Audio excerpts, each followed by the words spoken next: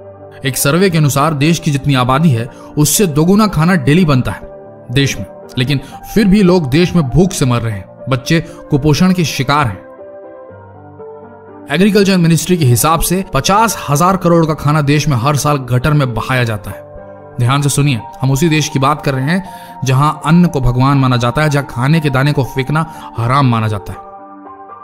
एक ऑर्गेनाइजेशन जिसका नाम भूख है, उसके सर्वे के मुताबिक 20 करोड़ भारतीय रोजाना बिना भोजन के सोते हैं। 70 लाख बच्चे कुपोषण और भूखमरी से हर साल मर जाते हैं।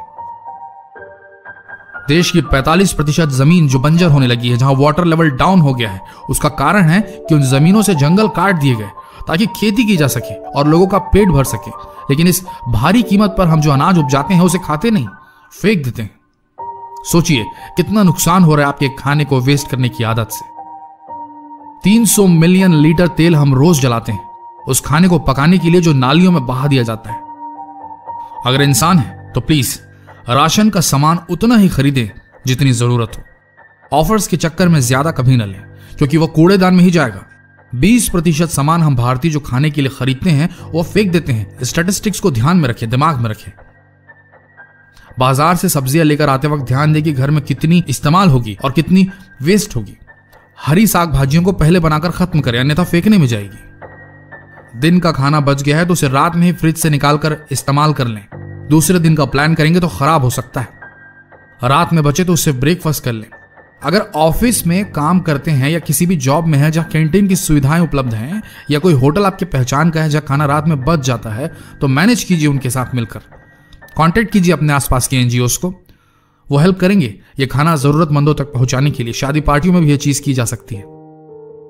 और इन सब से बड़ी बात, आप सभी युवाओं से, देश के यूथ से विनती है कि जब कभी बाहर आउटिंग के वक्त या घूमते फिरते कुछ खाने का मन करे तो प्लीज घर में फोन जरूर लगाइए। मां को जरूर बोलें कि आज मेरे लिए मत बनाना मां, नहीं तो देश की मेहनत भी उस खाने के साथ नाली में जाएगी और आपकी मां की ममता भी वहीं बह जाएगी। जहां से हूं वहां की बात करता हूं, भारत का रहने वाला हूं, भारत की कहानी कहूंगा। एक कहावत है मेरे देश में, जहां अन्न का अपमान होता है वहां लक्ष्मी नहीं आती। जिस घर में खाने की बेइज्जती होती है वहां बरकत नहीं होती। तो इतना ही कहेंगे, उतना ही ले थाली में कि व्यर्थ ना जाए नाली में। भोजन खाने के लिए है, फेंकने के लिए नहीं। जहां की चीज है ना वहीं रखनी चाहिए। और ये वीडियो शेयर करने के लिए है, देखकर भाग जाने के लिए नहीं, क्योंकि आप तो भाग जाएंगे पर आपकी अंतरात्मा कचोटती रहेगी आपको।